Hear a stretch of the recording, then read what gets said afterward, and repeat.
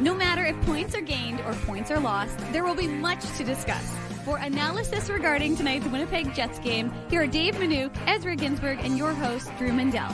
The Illegal Curve post-game show, presented by Play Now, the official sports betting partner of the Winnipeg Jets, starts now. We promise much to discuss here on the Illegal Curve post-game show, presented by our friends at Play Now.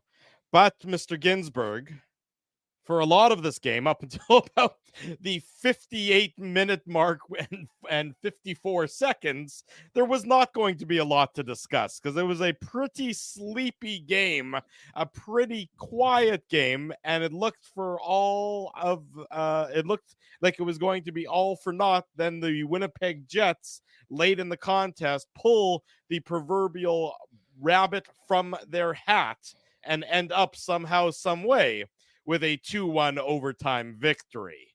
Good evening, everybody. Welcome to the Illegal Curve post-game show. Drew Mandel, Ezra Ginsburg with you on this Friday night.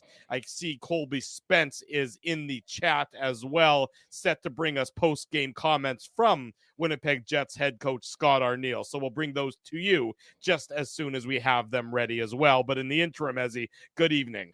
Good evening. Yeah, you mentioned, it was a little bit sleepy, but the Jets put 16 pucks on Arvid Soderblom. Like that, this was, like you said, Drew, a minute away, actually, from being a situation where the Jets were Soderblom, right? Just like they were Vamelka so many years back against the Arizona Coyotes, right? Like, so Soderblom, obviously, you feel bad for him, but yeah, you do. Not if you're a Jets fan, really, because Soderblom was pretty dejected as he was leaving the ice. But yeah, that was a very impressive effort, and that was his first start of the season, right? Because Peter Mrazek started the season opener against Utah Hockey Club, right? So, yes, look, Chicago's impressive, and we talked about this on last week's show when we were doing our season preview. Obviously, none of us picked Chicago to make the playoffs, but they're definitely not going to be a 52-point team, I think, is what they had. Like, they're a respectable hockey club. You look at guys like TJ Brody, Alec Martinez, Tyler Bertuzzi. Like, did you honestly think, Drew, that Patrick Maroon would have that big of an impact in a game? Like,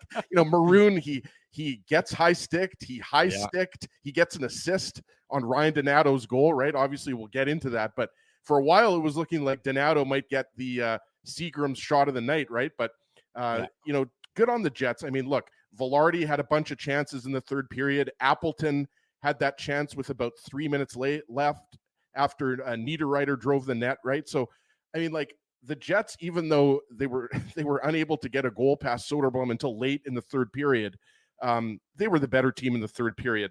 You give probably the second period to Chicago. I think you'll probably agree with that. And, Donato scored the goal in the second period. But I just thought that in the first period, I mean, it was all the Jets' speed. They were dictating the pace of play. And in the second period, they just didn't really have a lot going on. But then in the second half of the third period, they started to bring it. So, look, Scheifele said it when he was talking to Sarah Orlesky after the game, right? You're never out of the game. And then when it goes to 3-on-3 overtime, we know that the Jets have some pretty skilled players who can make some nice moves. We've seen Scheifele and Connor do it so many times before, and, they did it again. So, I mean, the story of tonight, in addition to Soderblom, is Mark Scheifele. I mean, that's what a leader does. That's a huge tying goal. And then off of face-off wins, and the Jets were great in the face-off circle, especially Nemesnikov was like 65% or something. But, there's definitely parts of that game that were not pretty. It wasn't a pretty game, but at the end of the day, Jets fans go home happy. And, it was a little too close for comfort, I think we would say, Drew. But a win is a win, right? A win is a win, and the Jets will take that. And they're not going to be in terms of aesthetic quality. The game on Wednesday in Edmonton was a far better game for the Winnipeg Jets. But they'll take the victory, a comeback victory. Speaking of comeback victories, touchdown Terry Wilson just punched the ball into the end zone for the Bombers. So they're scratching and clawing their way. They're now down by 2 points to the Toronto Argonauts, as that game is late in the fourth quarter. We'll keep you up to date on everything that's going on the campus of the University of Manitoba throughout. They need a 60-yarder from Sergio Castillo. Well, they might need that to end the game. They got to get a defensive stop though early. So we'll keep an eye on the Bomber game. Terry Wilson, of course, formerly the quarterback for the University of Kentucky. So he's near and dear to my heart. The great Commonwealth of Kentucky. The Commonwealth of Kentucky. Yes. Thank you, Ezzy. That's exactly right. Look, nothing about tonight's game from the Jets' perspective was pretty. It was sluggish would be the word that I would use. But when you have a team like Chicago, and you're right, you have a good point.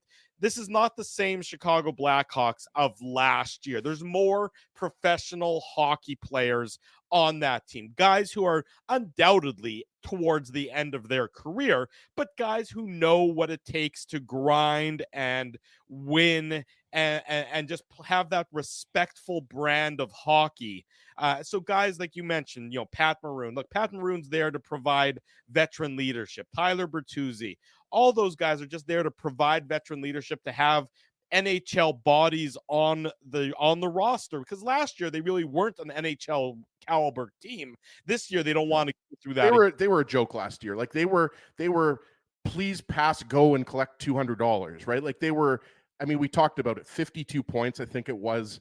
They were dead last in the Central Division, and this year, look, it's only a couple games. And I know the game against Utah, I think they lost 5-2, but there was an empty netter there, and it was a 1-goal game in the second period. But they're going to be a respectable hockey team. Like, they're hardworking. Luke Richardson, I mean, not only did he play well over 1,000 games in the NHL, he's been a hockey coach for a long time, obviously with Ottawa as an assistant, right? So, I mean, he has that team well coached. And this is it. Look, if you don't show up to play against them, they're not going to roll over. You need to put forth the effort. And for a while in tonight's game, it was a struggle for the Jets. Brass tacks, they came out as the better of the two teams early in that first period, certainly, and for the majority of that first period. And then it just became a bit of a slog. There was not a lot of space for them to get speed going. Passes weren't connecting well, and Chicago was able to sort of start to take a little bit of an advantage to that. They were able to jump on some opportunities. They were able to just sort of stem the tide of the game and turn the flow of the game in their favor, which is what we saw in the second period. And we saw that for a lot of the third period. To the Jets' credit, they stuck with it and they get the goal late in the game. And we'll touch on that when we get into the Play Now game recap here on the Illegal Curve post-game show. But there just wasn't a lot going well for the Winnipeg Jets in tonight's game. They're fortunate that they were playing against Chicago, because you don't need your A game to beat the Blackhawks. They get that late goal, and then they get the overtime winner, but there's still not a lot there from the Jets' perspective that they're going to want to emulate, maybe except for the face-off circle, where they were absolutely dominant, in the face-off circle, winning 63% of the face-offs in tonight's game. But there's not a lot in the Jets game tonight that they're going to want to emulate on Sunday when they play their, I'm going to say, a bitter division rival in the Minnesota Wild. Yeah, I would agree with that. And obviously the Wild are another team that's kind of in that mushy middle of the Central Division, right? With Utah and, I don't want to know if you want to throw the St. Louis Blues in there. I think the Blues might be second or last in the Central Division. But no, you're right, Drew. I mean, look, the Jets got a couple power plays. The power play didn't look very crisp tonight. I think you'd agree with that. And look, we talked about it. Chicago, like a guy like Jason Dickinson's out there on the PK. TJ Brody, we talked about him. Like TJ Brody, he's 34 years old now. He might not be the same Brody that he was when he was with the Flames or even the Leafs, but he's a really good, solid defenseman. I really like Alex Vlasic. I know he coughed up the puck in the third period. What, a 6-year contract extension this offseason? Well, I think because he's 6'6", right? He's a big boy, but and he's also a hometown boy. He's from the Chicago area, but Vlasic is a good defenseman. And just before we get into the goals, as you mentioned, Drew, well, you were Scott Arniel's coming up momentarily, so we'll do Scott Arniel first. But finish your thought. We'll bring him in as soon as we see him in the backstage here. Well, you mentioned some of the veteran players they brought in, like Patrick Maroon and Alec Martinez. These guys only have 1 or 2 years or 3 years left in their NHL careers, but they're bridging the gap for guys like Frank Nazar, right? They're bridging the gap for like Kevin Kurchinski, who was on the back end last year, but he's now going to be starting the season in the AHL. Lucas Reichel, a first-round pick in the Cole Perfetti year. They're bridging the gap before some of these other young players, They're just protecting them. Exactly. I mean, if you bring those guys into the league, they're going to get steamrolled. You can't have a team that's just filled with puppies. I mean, that, and I'm not being not intending to be disrespectful to those guys. They're all talented. That's why they're or to puppies. Or to puppies for that matter. But you're right. Men against boys. You can't have a team that's just filled with boys. That's why the JV doesn't play against the varsity for 82 games, because it's not going to go well for the JV. And so that you bring in those veteran guys to teach the young guys what it takes to be a pro hockey player, what the grind looks like. When it's game 2 and it's game 3 of the season, well, everything's new, everything's fresh, everything's fun. When it's game 40 and when it's game 45 and you're really grinding your way through the season, that's when you need sort of the veterans to be able to just to pull you through the muck a little bit. I thought former Hart Trophy winner Taylor Hall looked pretty good in this game. Speaking of guys who were towards the end of their career, he missed basically all of last year. 10 games last year, I think. Yeah, something like that. He didn't play a lot last year. I thought Philip Kurashev looked really good. He was second on the Hawks in scoring last year. I think we've got Scott Arneal now, Drew. Yes, I think we do. Let's bring him in here on the Illegal Curve post-game show. Yeah, 2 right there. A couple of legends right here. A couple of legends right there. Mark Scheifele, those last 2 or 3 shifts, winning face-offs in controlled fashion, diving for pucks, setting picks, losing guys with deception. How would you describe what he did towards the end there? Yeah, I mean, those are obviously 2 gigantic goals. The tire was big. If you're going to score goals, you got to get to that net. And, what Fly did on the face-off, they were coming around, and we had some movement and kind of hopefully crossed them up a bit. But just getting to that net front, I would like to see him get it in the first 15 minutes of the game instead of the last minute. But at the end of the day, you need your best players to, come up big at the right times, and they did. That group did.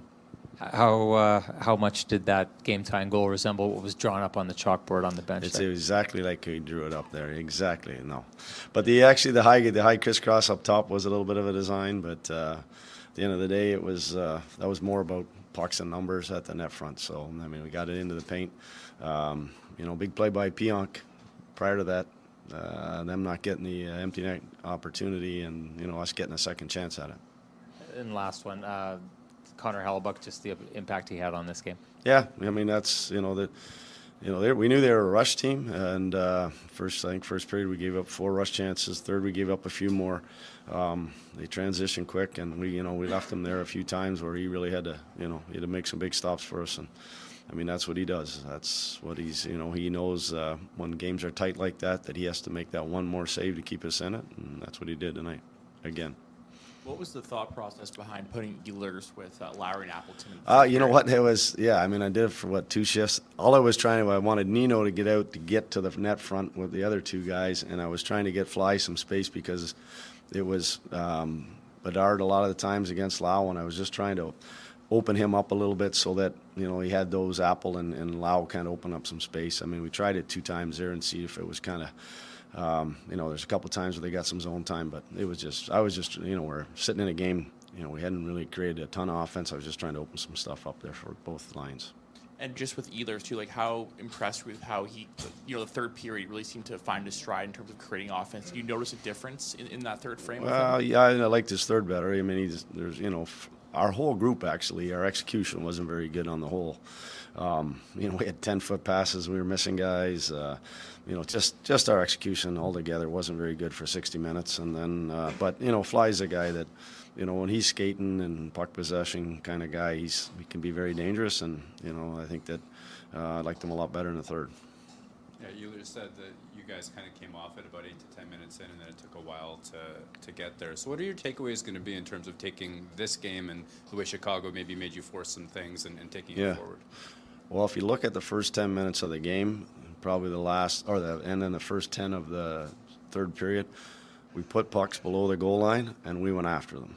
And we went and made them play down low, forced them to defend. I thought, after the halfway through the first and then all of the second, we were playing on the outside. We weren't getting a whole lot of sort of greasy, hard plays that were like we've done, like we did in Edmonton, like we did at the start of the game, and like we did at the start of third. We got pucks down in. When we get it down low and go to work, when we get two guys on the puck, the other guy sitting in the hole, when we play that way, it opens up our top, it opens up the D-men.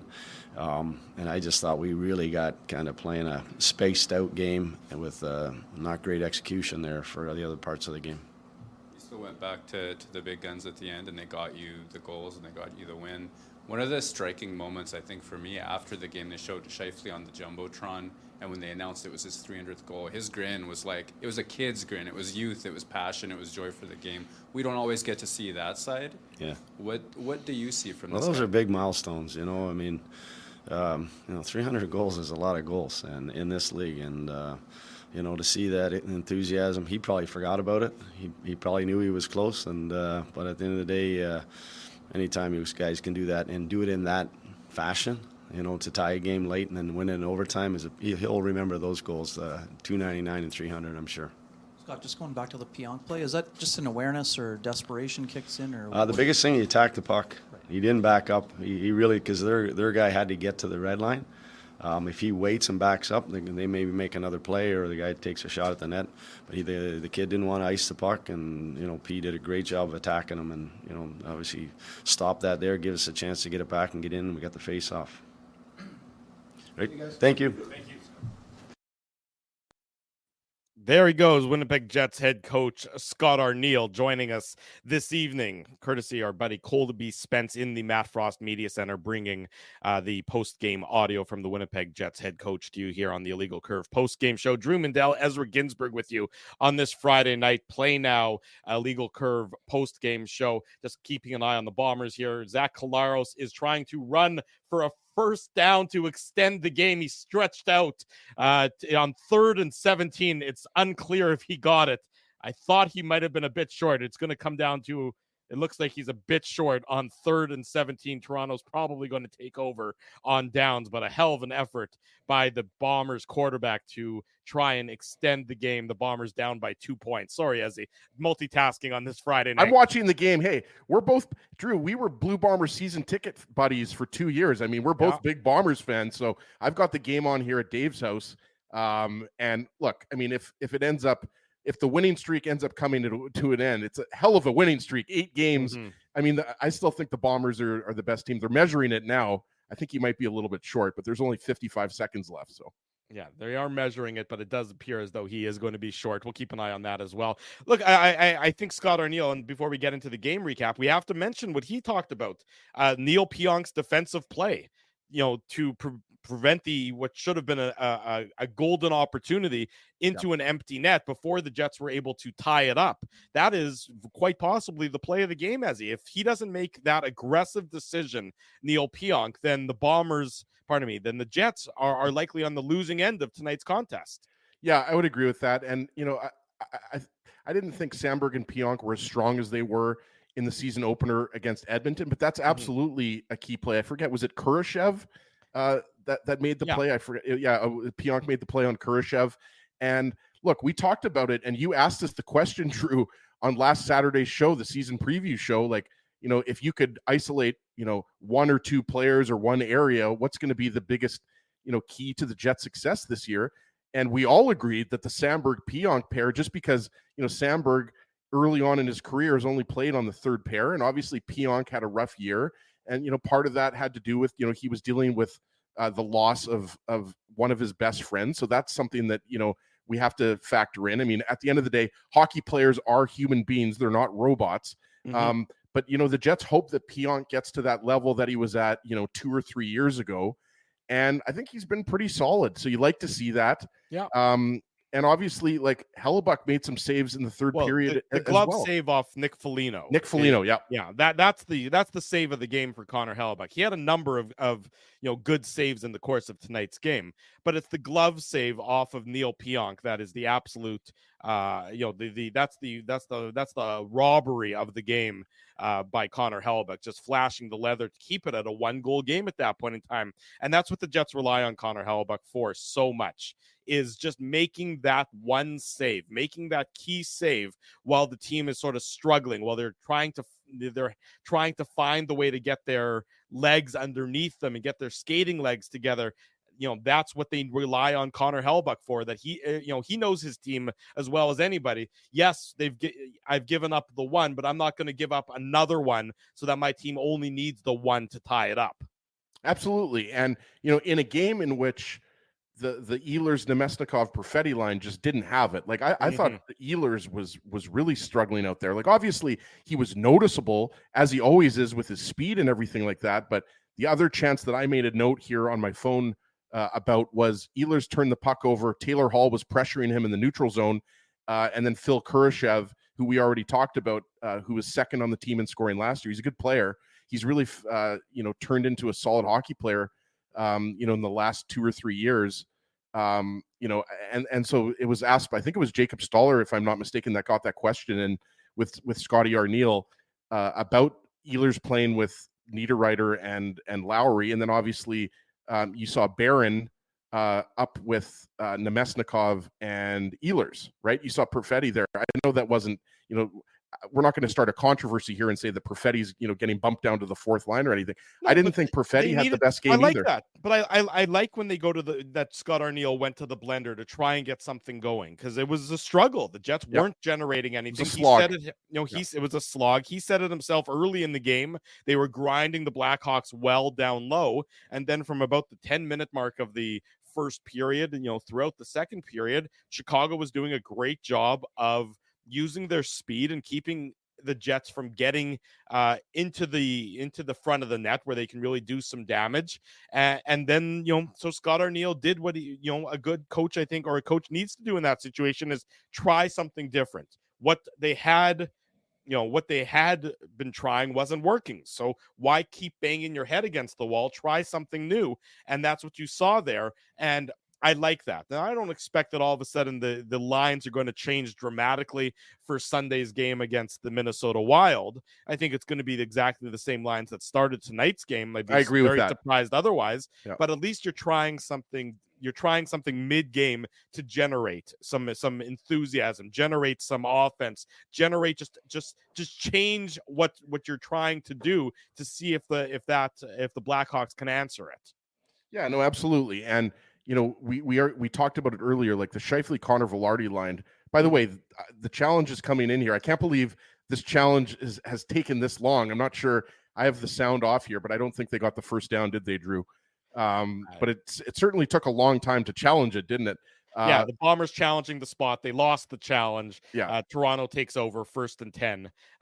Probably will wrap up the game at this point in time, but we'll keep a close eye on it. Well, and look, I mean, it's the old saying, you can't win them all. The Bombers have won 8 games in a row. I mean, that's pretty darn good. So I think, I would agree, just in terms of the switch that you saw with Morgan Barron getting elevated. And look, I mean, this is one of those games we talk about this all the time. Coaches talk about it, players talk about it, but the Jets were just not getting to those dirty areas, and they weren't getting enough inner slot shots. Like I know I don't mean to get too technical here, but I mean, they just weren't. There was a lot of shots from the outside.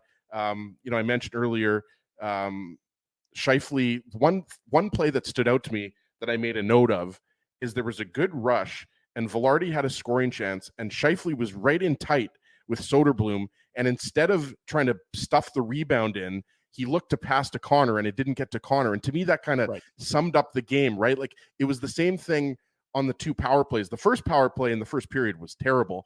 The second power play, at least they had some zone time and they were able to set things up. But to me, it was kind of more of the same, looking for those 2 cute passes. And look, I mean, hockey games are not always going to go like they did in the season opener versus Edmonton, right? Like you're not going to win 50 out of 82 games by winning 6-0 where everything goes your way and you play this kind of perfect defensive hockey.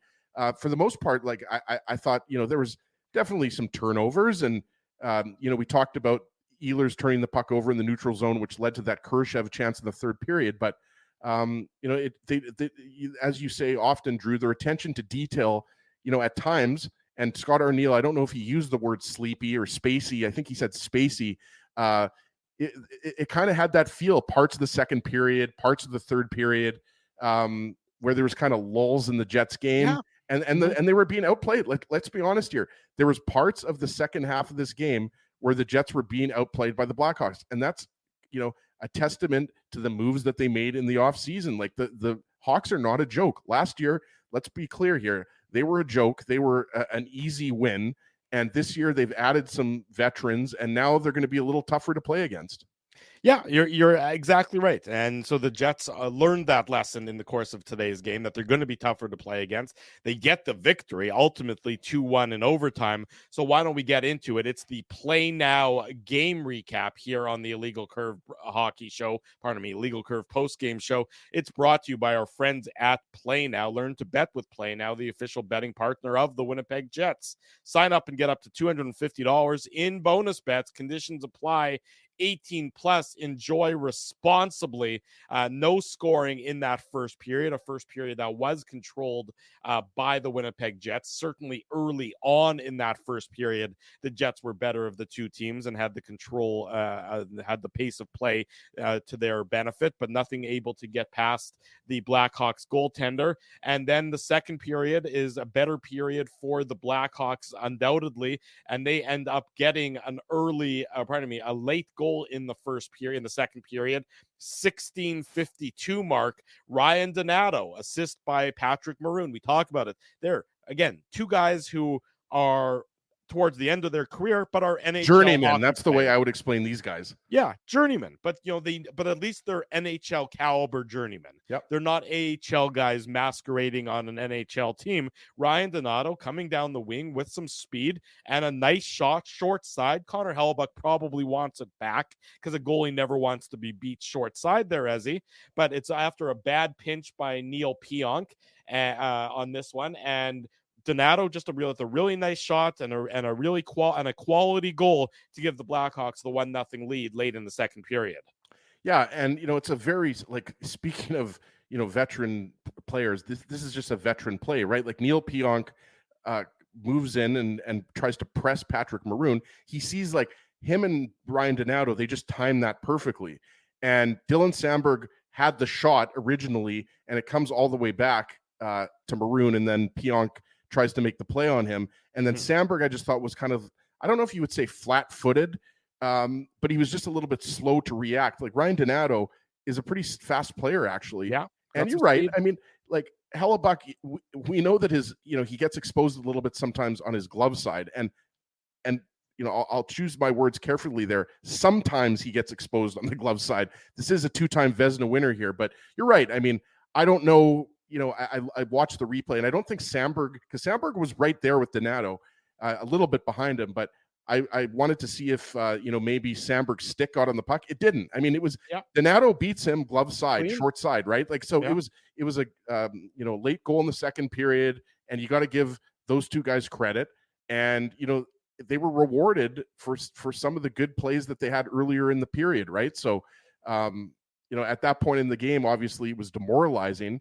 It's only a 1-goal game, but look, it goes back to what I was saying before. I really think that, I'm not going to say the Blackhawks are going to surprise anybody. The Central Division is way too deep for the Blackhawks to make the playoffs this year. But they have guys that can make plays. And look, speaking of Connor Bedard, I mean, everybody obviously is focused on Bedard. He didn't do much tonight. It wasn't that line. I really think it was the Kurashev Taylor Hall line that did most of the damage for the Blackhawks tonight. Bedard's shot is still just such a weapon. Bertuzzi, sorry. Kurashev, Hall, Bertuzzi is the second line. I forgot who the other player on that second line was. Yeah. Hall, Kurashev, and Bertuzzi. I thought by far that was the best Hawks line.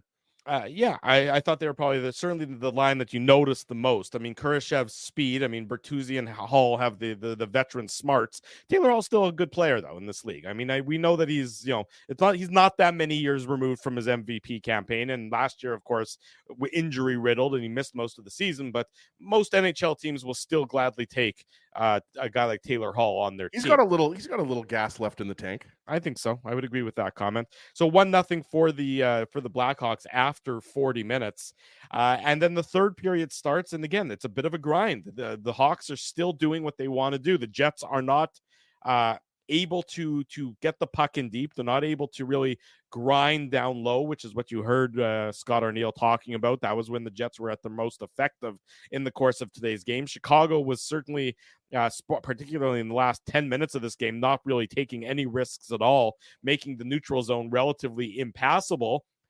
We talked about it briefly, but Nick Foligno has a golden opportunity. And if it's not for Connor Hellebuyck flashing some leather, that's right around the halfway mark of that third period there. If Connor Hellebuyck doesn't make that 8+ save, instead of it being a 1-0 game, it's a 2-0 game in the favor of the Blackhawks. And the way the game was going for the Jets, it seemed like it was going to be hard for them to come back from a 2-goal deficit in the latter half of the third period. When people look back on this game, like they're going to remember the late Scheifele goal and the fact that the overtime winner was his 300th goal. Not many people are going to, think about Hellebuck's save on, as Kevin Sawyer called it on the broadcast, a hockey card save. And they're not going to necessarily think of, the Philip Kurashev save off the Ehlers turnover in the neutral zone. But Hellebuyck has only allowed a goal in 2 games, right? He was really good tonight. But that's just what you expect out of Hellebuyck, right? Like to me, that's the difference maybe between a good or very good goalie and the great and elite goalies are that they can let in a weak goal. Like I always talk about Marty Brodeur, Drew. I know it's, ad nauseum here, but like Brodeur would let in a weak goal, but then he wouldn't let in any other goals. Right. And that was like, I think, there's some similarities with Hellebuyck. He rarely has bad games. Obviously, he had a pretty bad preseason game, but then he followed that up with 2 really solid preseason games. Yeah. Absolutely Connor Hellebuyck is it looks like he's going to be Connor Hellebuyck. Unless someone can show us a reason why he's not going to be, the best or at the very least a top 3 goalie in the league, show it to us, because there's really not a lot of proof unless you're going to point to the playoffs. But again, we've talked about this so many times on the show. The Jets weren't nearly good enough in front of Hellebuyck against the Avalanche or the Golden Knights a couple of years ago, right? So I don't think you can take a couple playoff series and, take that away from Hellebuyck. He was really good tonight. And even though, the Hawks, I think, put a little bit of a scare into the Jets, they were able to weather their storm and they were able to stick to the game plan. And, again, not all, like, throughout the course of the season, I think we saw 2 very different styles of game. This was more, as Paul Maurice used to say, right? Like this is a little bit more of a grinder, a little bit more tight checking. The Hawks were blocking a lot of shots, keeping the Jets to the outside, and they stuck with it and got the big tying goal and then finished it off in overtime. Yeah, and so let's get to the tying goal. It happens late in the third period with the net empty. Connor Hellebuyck is on the bench. The Jets have the extra attacker on, and it starts with a face-off win. And, over the course of the year, you're right, face-offs aren't going to, over the course of 82 games, face-offs don't matter on the macro sense of things, but in the micro sense, they only matter when they matter, right, Drew? Right. Yeah, when you want to win them as much when it fits your narrative, it matters. Largely, you're right.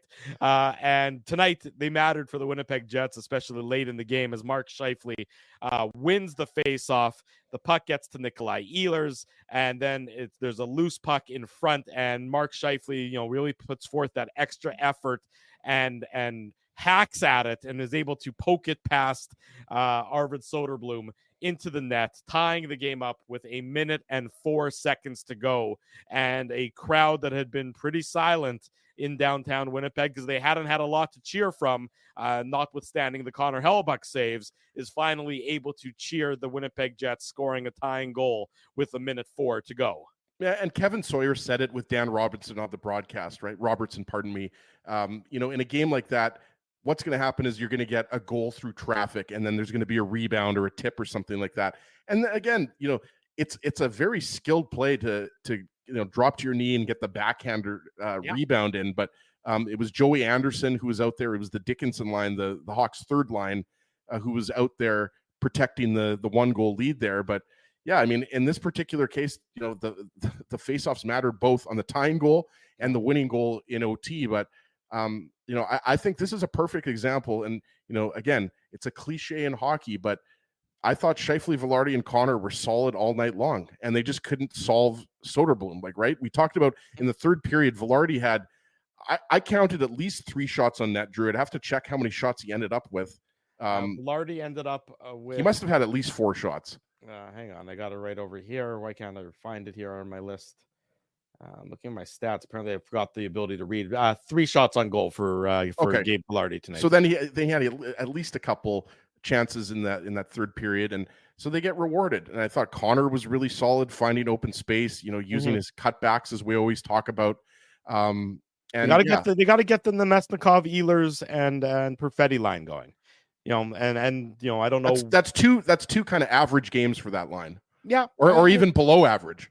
Yeah, they were not great by any stretch of the imagination. They were just, again, a step behind, and some players and some lines need a little bit more time, but the Jets are going to rely on that line. Even if it's the third line, it's relied on as the second scoring line, whatever you want to call it, time on ice wise. It's the second scoring line, and the Jets need to get those guys to find a little bit of mojo. Again, I'm saying that after 2 victories, so it's much better to say that after 2 victories than 2 defeats. But that's what the Jets need, because obviously that they're going to be relied on significantly to provide some offense this season. Yeah, of course. And these are the types of games where if you don't get that extra point, or you don't even get a single point, as the Jets were very close. Yeah, you'll look back on that, and that was a criticism not only last year of the Jets, but it's been a criticism, going back many years, where the Jets have a sleepy game against a San Jose Sharks team, or a sleepy lesser team. Exactly, and you can't have that. So I mean, this is huge, and again, maybe huge is maybe getting a little bit too excited here, but I mean, you want to make sure that you're picking up these points earlier in the season. We know the Central Division is going to be better, so. Again, look, and the schedule's soft for the Jets in October. Yeah, it's not a particularly challenging schedule. No, and you've got a very rare kind of 4-day break between the game on Sunday against Minnesota and then the game against Friday against San Jose, right? So You're right. I think, don't the Jets only have 2 games or 3 games against teams that made the playoffs in their first 10? Something like that. I think there's just, if I'm not mistaken, I'm going to look at it right now, but I think there's only 1 left this month, and that's against Toronto. Yep. Yeah, it's Toronto on the 28th. Every other game this month is against, after the Edmonton game, every other game is against non-playoff teams from last year. Right. So there you go. And then obviously the schedule is going to get harder starting in November, right? But I mean, the point is, like, this is when you want to bank some points. And so again, like, this was a game that could have gone either way, as Scheifele talked about in his post-game comments, when you get to 3-on-3 overtime. But, we've seen that time and time again where they're able to get the extra point and get the job done. So I think, it does show you that they were able to fight through a little bit of adversity in this game. And, maybe in previous years, maybe 3 or 4 years ago, the year the Jets missed the playoffs, that might be the type of game that they lose. Right. But look, Scheifele makes it seem easy. Like not only the way that his comments to Sarah Orlesky after the game. By the way, great to see Sarah back with TSN. It just feels right. You know what I mean? Like, I was gonna say that, but you're right. Yeah. Having her as the host on the broadcast, just there's something comforting about it. Yeah, no, absolutely. So great to see, and obviously our buddy Craig Button, who we're going to have on the show next Saturday, not this Sunday, but next Saturday. So Sarah and Craig, I mean, they're just like, you could watch them all night long, right? So, just really impressive. And, Scheifele makes it look easy. He's done it so many times, and just a special night for him getting goal 300. And goal 300 comes 38 seconds into overtime. It's Scheifele, his 3rd of the year, his 300th of his career. Assist to Kyle Connor and Josh Morrissey. Just a beautiful cycle. I mean, that was just them using their skill in overtime and to beat, and you can't be on the wrong side of the player. And that's what the Blackhawks forward was. He was on the wrong side of Mark Scheifele, and Kyle Connor made no mistake in finding Scheifele all alone in front of Soderblom, and Scheifele puts it past him to give the Jets a unlikely, it seemed like they pulled it out of the fire, an unlikely 2-1 victory tonight in downtown Winnipeg, starting the season off right on home ice with that 2-1 victory to go 2-0 so far. One win in Edmonton, one win at home, and they're back in action on Sunday against the Minnesota Wild. We'll go to break. We'll come back. We'll bring some post-game comments. We'll remind you about the programming note regarding this weekend's Illegal Curve Hockey Show. Much more to come. It's Friday night. It's the Illegal Curve post-game show. Jets win 2-1. Don't go anywhere. Drew Mindell, Ezra Ginsburg, the Illegal Curve post-game show. We want to thank you for not betting with Play Now and choosing our illegal gambling site instead. Because we couldn't afford things like this without your money. So much of your money. Now you might have questions like, do our profits benefit your community? No. or bet with Play Now, Manitoba's local legal and secure gambling site. Dining, entertainment, parking, and convenience, all in one spot. City Place is located in the heart of downtown Winnipeg, attached to the Canada Life Centre. Whether you're working, living, or out for a night in the downtown, make City Place your go-to destination before or after the fun finds you. Lunchtime, game time, anytime, visit City Place at 333 St. Mary Avenue, next to Canada Life Centre. Holt Dental, the new official dentist of Illegal Curve, has a philosophy rooted in two unyielding principles: genuinely caring about patients and providing outstanding service. Being a patient of Holt Dental means more than just checkups and treatments. It's taking the time to listen and talk to each patient so they can achieve the best long-term health, functionality, and aesthetics for their teeth, mouth, and gums. Conveniently located at Grant Park Festival on Taylor Avenue, Holt Dental is dentistry of the highest quality in a comfortable and relaxed environment. For more information, visit holtdental.ca. Oh, and there's plenty of free parking at the front door, too. Celebrating its 40th year as Winnipeg's home for stand-up comedy, Rumors Restaurant and Comedy Club has recently been named Canada's top comedy club and a top 5 comedy club in North America. From birthday parties to date nights to fundraisers and everything in between, Rumors is your destination for the best and most affordable live entertainment Winnipeg has to offer. For more information on upcoming shows, Rumors' incredible promotions, and to purchase tickets, visit rumorscomedyclub.com. So you're a pizza person, you married a wing person, but somehow your kids are salad people. You can't pick your fam, but you can pick your BP meal deal, starting from $18.99 for takeout or delivery at bostonpizza.com. 25 minutes before the top of the hour, welcome back to the Illegal Curve post-game show. Drew Mindell, Ezra Ginsburg with you on this Friday night. Programming note for this weekend, okay? Everybody's got their pens and papers ready to write this down. Their iCal. Yeah, put it in an iCal, put it in your Google Calendar, whatever you want to do to write this down. There is no Illegal Curve hockey show tomorrow morning. Tomorrow is Yom Kippur. We are co-faxing it. We are going to be good Jewish men and not do the Illegal Curve hockey show. Good mensches, good boy chicks. Exactly. We're not doing the Illegal Curve hockey show on Yom Kippur. Instead, Sunday, we are doing the Illegal Curve hockey show, 9 a.m. Sunday morning, the regular time, just a day later than normal. Sunday, 9 a.m. back here on our YouTube channel. We're doing the Illegal Curve hockey show. We're doing the buffet. We got Kenny. The buffet. Kenny's already signed up to join us for the buffet. He's excited. We've been talking about it all week. So Kenny Weeb's going to join us at the buffet on Sunday morning, and we'll get you set for the Jets and the Wild. So tomorrow morning, go spend quality time with your family. Whatever you're going to do it with them. But be sure that you're back on Sunday morning, 9 a.m. for the Illegal Curve hockey show, as we're going to do it on Sunday instead of Saturday this week. I don't know about you, Drew, but I don't know what I'm going to do tomorrow. We've been doing this show on Saturday mornings for over 15 years. It's so weird.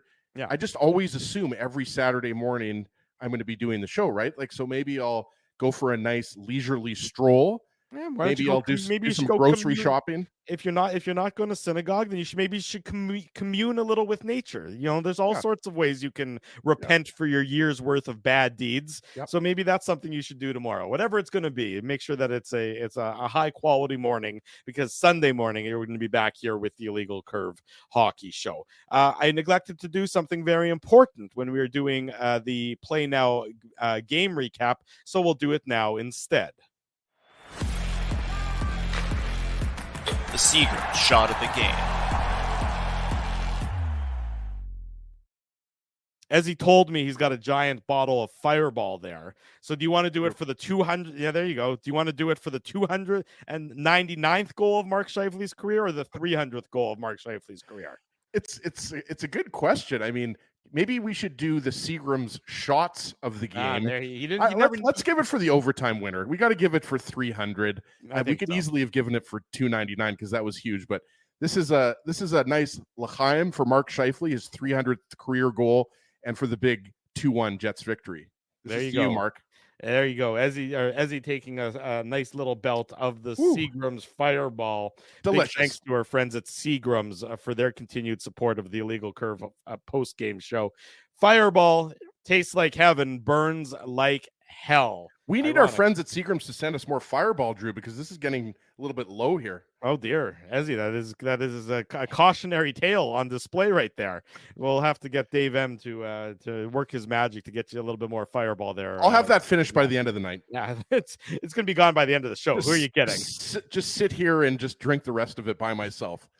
Beautiful. It got really dark here all of a sudden, Drew. It really did. It got a little dark, a little bit concerning. We might have to, delve a little bit deeper in that off air without having everybody around for that conversation.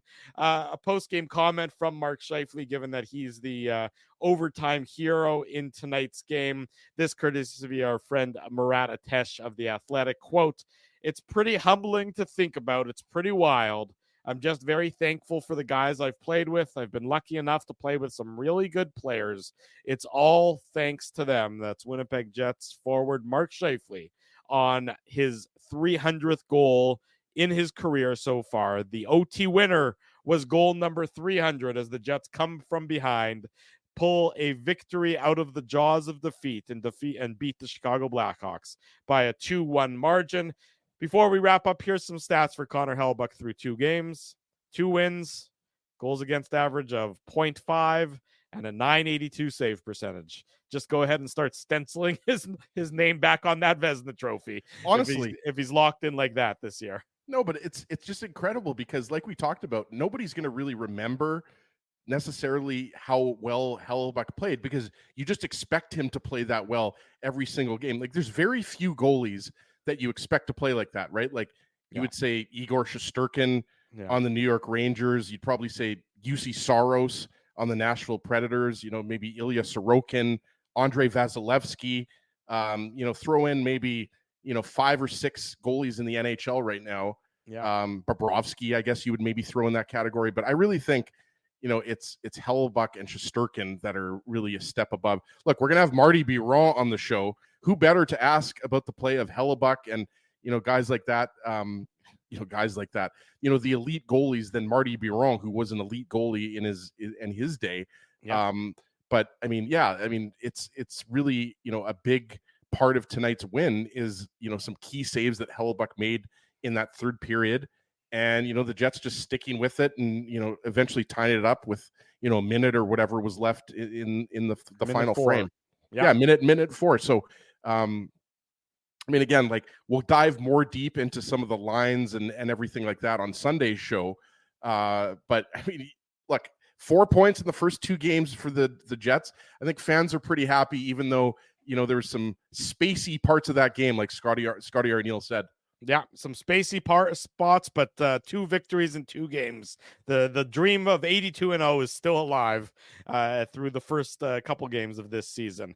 That'll do it for us here on the Illegal Curve post-game show. Big thank you to all of the sponsors of the post-game show who make this show, the Saturday show, this week the Sunday show, and the website a possibility. Particularly our friends at Play Now. They're the title sponsor. Learn to bet with Play Now, the official betting partner of the Winnipeg Jets. Sign up and get up to $250 In bonus bets, conditions apply. 18 plus. Enjoy responsibly. Our friends, of course, at Rumors Restaurant and Comedy Club. Derek Stroop in town. He's played 2 sold-out shows all week long. 2 more shows tomorrow. Very few tickets available. Get them now. rumorscomedyclub.com. Holt Dental, City Place, Boston Pizza, and of course our friends at Seagram. Support these fine businesses because of their continued support of Illegal Curve Hockey. In case you missed any of the show, the instant replay is immediately available on the channel, and the podcast will be available shortly. Be sure you're subscribed to the YouTube channel and the podcast. Don't miss anything that Illegal Curve puts forth. If you subscribe, you'll be sure not to miss it. Again, Sunday morning, 9 a.m. Not Saturday, but Sunday morning at 9 a.m. The Illegal Curve Hockey Show this week only. Sunday, we'll see you back here for that. We'll talk about the first 2 games. We'll preview the Jets and the Wild.